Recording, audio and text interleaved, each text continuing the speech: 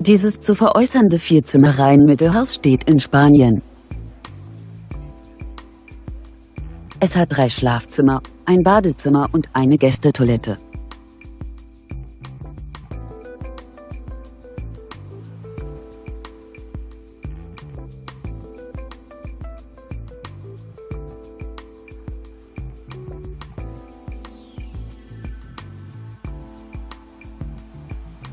Auf einer Grundstücksfläche von ca. 491 Quadratmetern weist das Gebäude eine Wohnfläche von ca. 171 Quadratmetern auf.